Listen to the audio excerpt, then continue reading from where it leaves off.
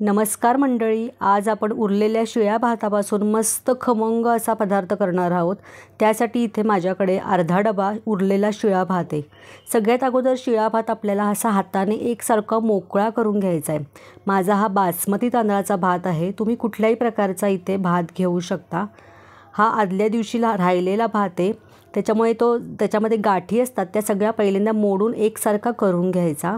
त्यानंतर ह्याच्यामध्ये मी चवीनुसार मीठ घातलेलं आहे। 1 चमचा ह्याच्यामध्ये मी साखर घातलेली आहे। साखर तुम्हाला आवडत नसेल तर तुम्ही इथे स्किप करू शकता। आता मीठ आणि साखर घातल्यानंतर पुन्हा एकसारखा हा व्यवस्थित मिक्स करून घ्यायचा आहे, म्हणजे पूर्ण भाताला आपल्या इथे मीठ आणि साखर व्यवस्थित लागते। त्यानंतर इथे मी एक गॅसवरती कढई गरम करून घेतलेली आहे। त्याच्यामध्ये 1 टेबलस्पून तेल घातले। तेल हलकंसं गरम झाल्यानंतर ह्याच्यामध्ये मोहरी घालायची आहे। अर्धा चमचा जिरे घातलेले आहेत। जिरे आणि मोहरी चांगली तडतडली आहेत, त्याच्यानंतर याच्यामध्ये कढीपत्त्याची काही पानं घातली आहेत। 1 पाव वाटी मी ते शेंगदाणे घातलेले आहेत। शेंगदाणेही तुम्हाला इथे आवडत नसतील तर तुम्ही स्किप करू शकता, पण घातले तर दातामध्ये मध्ये येतात आणि त्याची टेस्ट खूप छान लागते। शेंगदाणे आता आपल्याला इथे अर्धवट पहिल्यांदा कच्चेच तळून घ्यायचे। एवढे तळून झाल्यानंतर आपण त्याच्यामध्ये कांदा घालायचा आहे, म्हणजे कांद्याबरोबर शेंगदाणे पुन्हा चांगले परतले जातात। आता इथे 2 मी कांदे असे मध्यम साईजमध्ये चिरून घेतले होते। आता ते सगळे घातलेले आहेत आणि फोडणीमध्ये हे परतून घ्यायचे आहेत कांदेसुद्धा आपल्याला। आता कांदे आणि शेंगदाणे एकाच वेळा व्यवस्थित परतवले जातात। त्यानंतर इथे मी थोडंसं 1 पाव चमचा मीठ घातलेलं आहे। इथे फक्त शेंगदाणे आणि कांद्यापुरतंच मीठ घालायचं आहे, कारण आपण मगाशी भातामध्ये मीठ घातलेलं होतं, त्या हिशोबाने इथे मीठ घालायचं आहे। आणि आता हे मिक्स करून घेतलेलं आहे पुन्हा व्यवस्थितपणे। हलकासा इथे कांदा मी परतून घेतलेला आहे आणि शेंगदाणे पण तुम्ही बघू शकता सोनेरी असे जरा व्हायला सुरुवात झालेली आहे। यामध्येच मी 1 चमचा मी इथे आलं लसूण पेस्ट घातलेली आहे।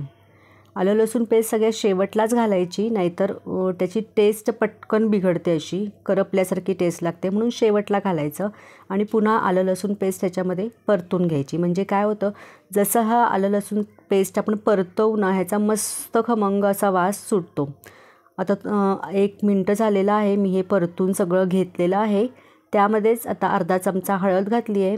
1 पाव चमचा इथे हिंग घातलेला आहे। 1 मोठा चमचा लाल तिखट घातलेला आहे। अर्धा चमचा इथे मी गरम मसाला घातलेला आहे। आणि आता हे सगळं मिक्स करून घ्यायचं आहे पुन्हा। इथे तुम्ही गरम मसाल्याच्या ऐवजी पावभाजी मसाला किंवा बिर्याणी मसाला कोणताही मसाला घालू शकता, टेस्ट अगदी छानच येते। आता हे पूर्ण परतवून घेतल्यानंतर ह्याच्यामध्ये आपण जो भात घेतलेला आहे तो सगळा घालायचा आहे। आता हा शिळा भात ह्याच्यामध्ये घातलेला आहे आणि पूर्णपणे हा परतवून घ्यायचा आहे। ह्याच्यामध्ये सगळी फोडणी या भाताला व्यवस्थित अशी लागली गेली पाहिजे, इथपर्यंत हा भात व्यवस्थित एकसारखा मिसळून घ्यायचा आहे।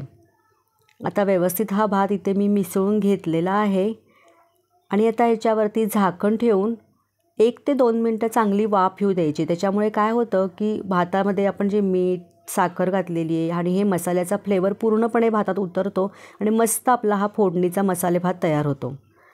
1-2 मिनटं झालेली आहे, झाकण काढून घेऊया। मस्त आपला हा फोडणीचा मसाले भात इथे तयार झालेला आहे, तुम्ही बघू शकता।